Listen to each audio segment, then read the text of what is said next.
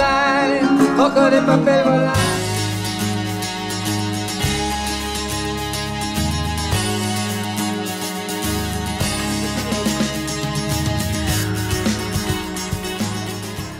I am in La Isla de las Mujeres, one of the islands off the coast of Mexico. And here, we're just getting an idea of all the different activities that they have as part of the resort package with the Moon Palace. Just look at that beautiful ocean.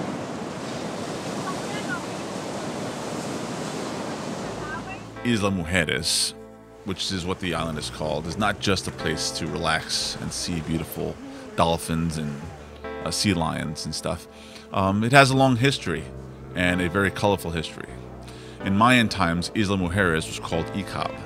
It was one of the 4 provinces or Mayan territories that formed what is today the state of Quintana Roo. The island served as the sanctuary for the goddess Ixchel, the Mayan goddess of fertility, reason, medicine, happiness, and the moon. The temple was located at the south point of the island and was also used as a lighthouse. The light from torches was shown through holes in the walls, which could be seen by the navigators at sea. Now, enough of the seriousness. It's not just all about history, it's about fun. And this is how we got to the island.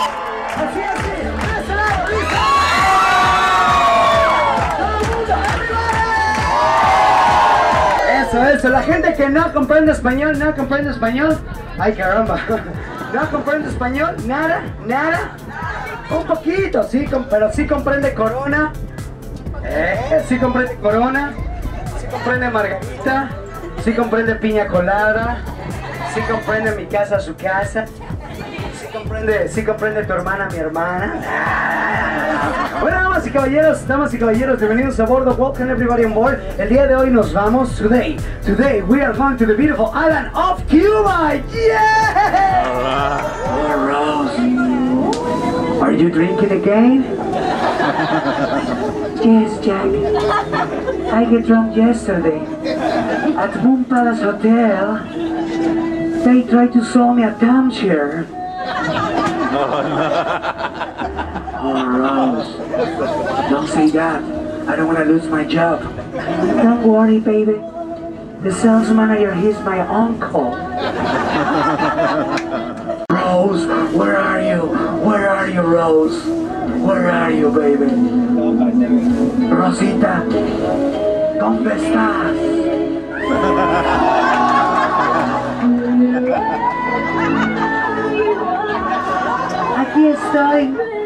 Aquí estoy en la parte de atrás. I'm here at the back part of the boat.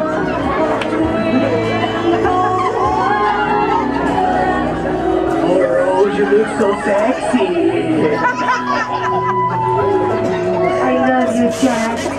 I love you.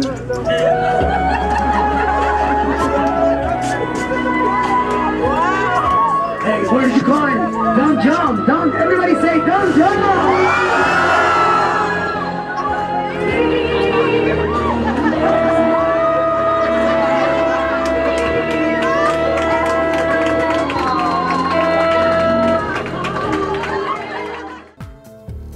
Be sure to check out your resort that you're at.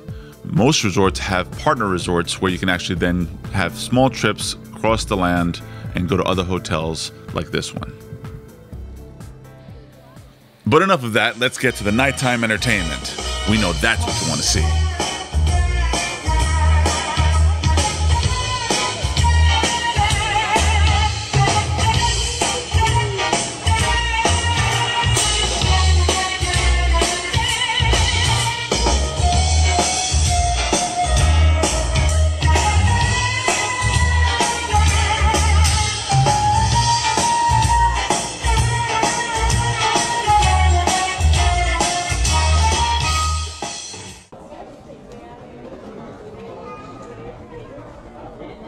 Some ancient ruins.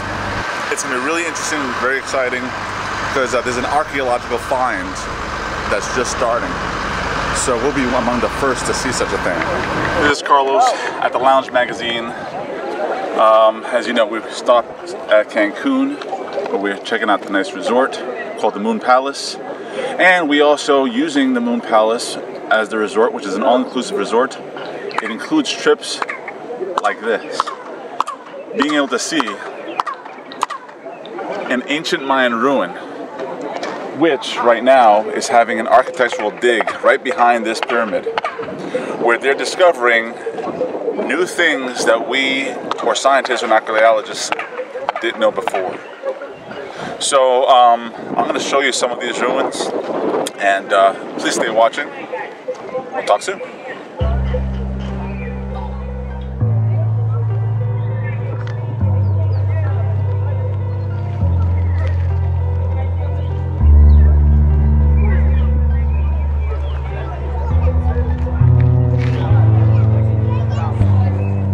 Behind the pyramid, and we're going to see the openings, the archaeological digs, and the findings.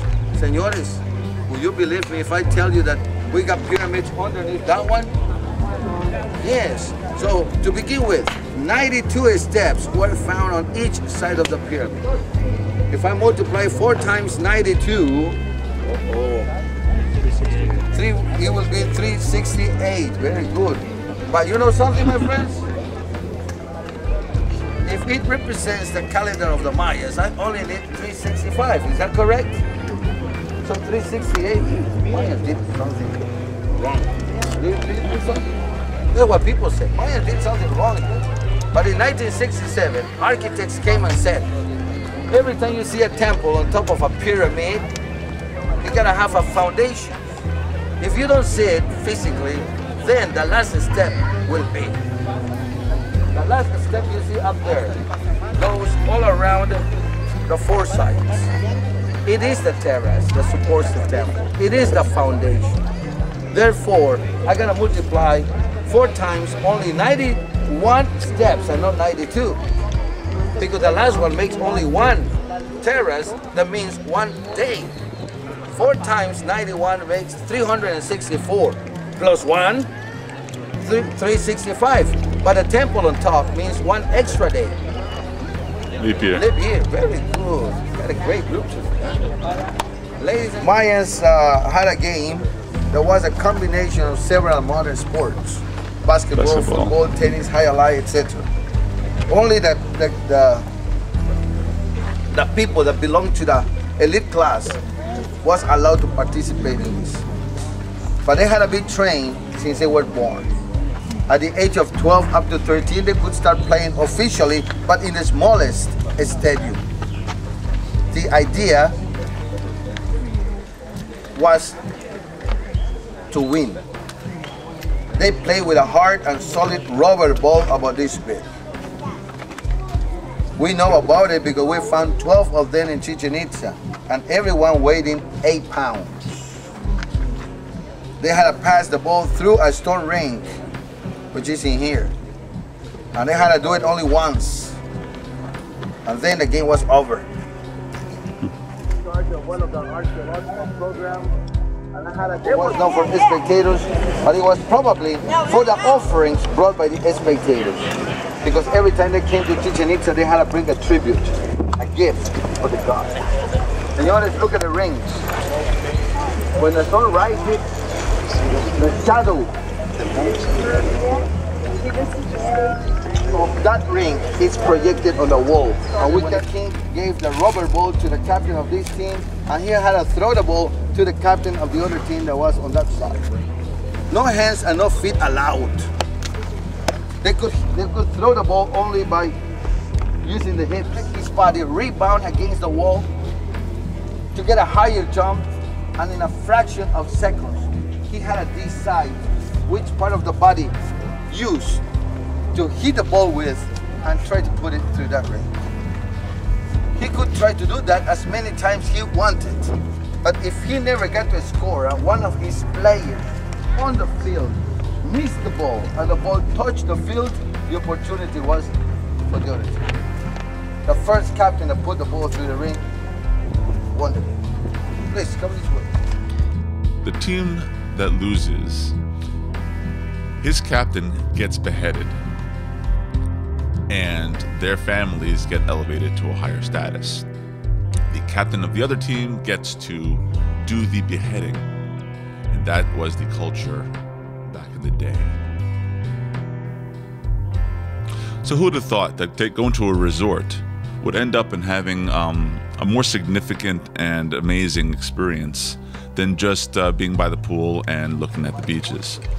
Mexico is very diverse, very cultural, and of course it has a lot to do with some of our own background. Here we're looking at them finding a pyramid under a pyramid.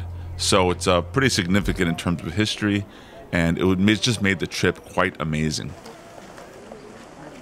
If you've ever thought about just going to Mexico, be sure to just check out some of these trips. It's a once-in-a-lifetime experience. You definitely have to go see the pyramids.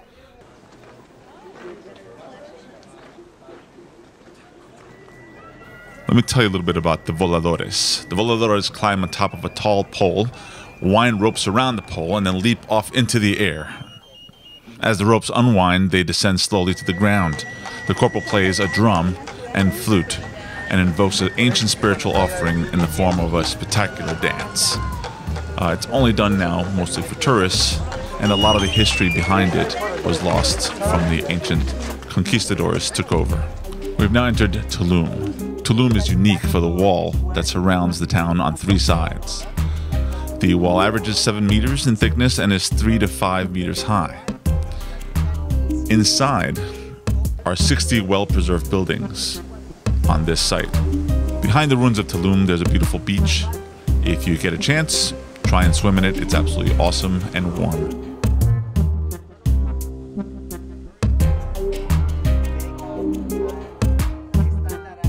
The building that stands out the most is called El Castillo. Perched on the highest cliff in Tulum, the temple seems to have been used as a watchtower and a lighthouse. Like a lot of structures in the Mayan world, the current building is the result of different stages and additional construction. El Castillo is now roped off and not possible to climb. This is the temple of the frescoes. Carvings cover this interesting little temple. One thing you'll notice on the building and throughout Tulum is the diving god. The temple is built on 3 levels, symbolizing the 3 realms of the Mayan universe. The dark underworld of the dead, the middle level of the living, and finally heaven where the gods live.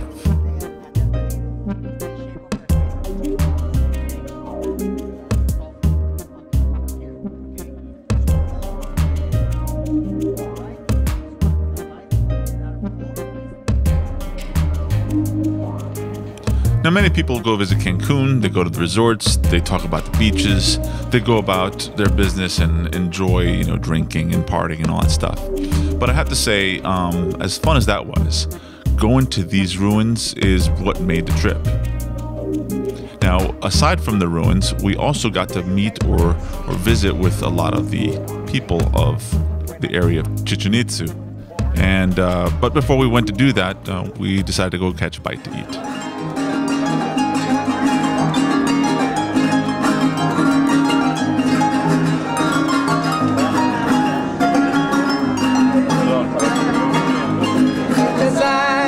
Ojo de papel volando, negrita de mi pesar.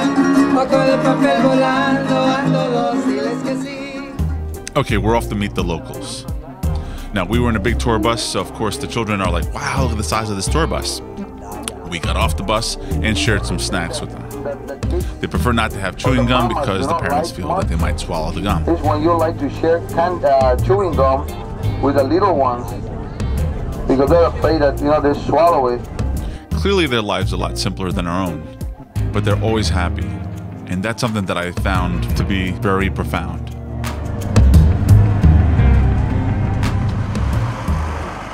Well, this pretty much sums up our trip. So thank you for watching, and keep watching The Lounge Magazine for more.